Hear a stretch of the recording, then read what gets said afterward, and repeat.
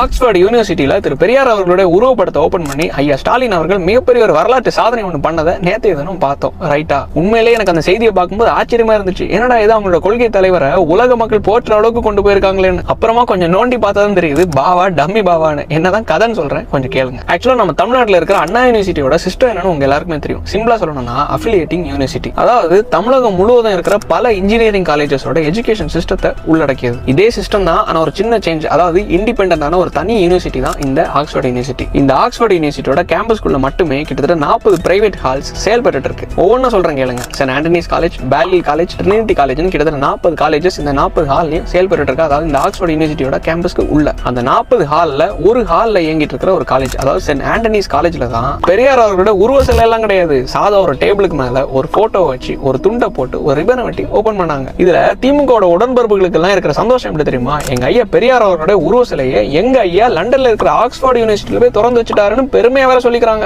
இப்படி வந்து மாட்டிக்கிட்டே பங்கு. ஆக்சுவலா அந்த நிகழ்வுல சென்ட் ஆண்டனிஸ் காலேஜ்ல, அதாவது ஆக்ஸ்போர்ட் யூனிவர்சிட்டி கீழே இருக்கிற இந்த ஆண்டனிஸ் காலேஜ்ல நீங்களும் நடத்தலாம். ப்ரொசீஜரை சொல்றேன், கேக்குறீங்களா? ஸ்டெப் நம்பர் 1, அதாவது பணத்தை கொடுத்து முதல்ல ஹாலை புக் பண்ணணும். எல்லாத்துக்கும் துட்டு தானே, கிட்டத்தட்ட ஒரு 10 லட்சம் ரூபாய் செலவாகும். நம்ம ஐயாக்கு அதெல்லாம் ஒரு காசான. ஸ்டெப் நம்பர் 2, அதாவது இந்த பர்டிகுலர் இமெயில் ஐடிக்கும் இந்த நம்பருக்கும் நீங்க புக் பண்ண ஐடியை ஷேர் பண்ணணும், அதாவது அனுப்பணும். ஸ்டெப் நம்பர் 3, அதாவது இந்த ஈவெண்டோட பேர் என்ன, இந்த ஈவெண்ட்டுக்கு எத்தனை பேர் வருவாங்க, டேட்டு, டைம், இந்த ஈவெண்ட்ல பார்ட்டிசிபேட் பண்றவங்களுக்கு லஞ்சு, டீ, காஃபி ஏதாச்சும் வேணும்னா அட்வான்ஸா அதையும் சொல்லிக்கணும். ஸ்டெப் நம்பர் 4, அதாவது மொத்த எண்ணிக்கைக்கு தகுந்தவாறு பணத்தை பவுன்ஸ் அங்க பே பண்ணணும். ஏன்னா லண்டன்ல நம்ம பணம் அங்க செல்லுபடி ஆகாது. சிம்பிளா ஒரு ஸ்டார் ஹோட்டலையோ ஒரு மண்டபத்திலேயோ இல்ல ஒரு ஹாலிலேயோ கல்யாணம் நடத்துறதுக்கு என்ன ப்ரொசீஜரோ அதுதான். ஏற்கனவே ஸ்டாலின் அவர்களோட போட்டோ கொடுத்து ஆப்பிரிக்க நாட்டோட பழங்குடியினருக்கு பணத்தையும் கொடுத்து ஆட வச்சு அசிங்கம் பட்டாங்க. இப்போ பணத்தை கொடுத்து பெரியார் போட்டோ, இதுக்கு எதுக்கு சாமி கோட்டும் சூட்டும்? கேட்டா ஆக்ஸ்போர்ட் யூனிவர்சிட்டியே பெரியார் போட்டோ திறக்கிறாங்களாம். அவங்களுக்கு வேற வேலை இல்ல. உங்களுக்கும் உங்க தாத்தாவோட போட்டோவை ஆக்ஸ்போர்ட்னு பேருக்கு கீழே இருக்கிற ஏதோ ஒரு காலேஜ்ல திறந்து உங்க நண்பர்கள் மற்றும் சொந்தக்காரங்க கிட்ட பெருமைப்படணும்னா